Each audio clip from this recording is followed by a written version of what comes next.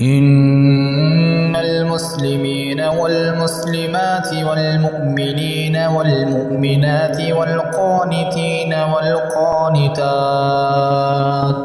والصادقين والصادقات والصابرين والصابرات والخاشعين والخاشعات والمتصدقين والمتصدقات والصائمين والصائمات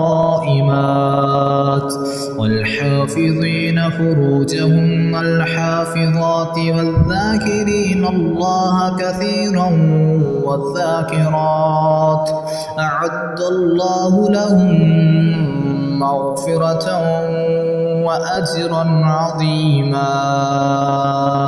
وما كان لمؤمن ولا مؤمنة إذا قضى الله ورسوله أمرا أن يكون لهم الخيرة من أمرهم ومن يعص الله ورسوله فقد ضل ضلالا مبينا.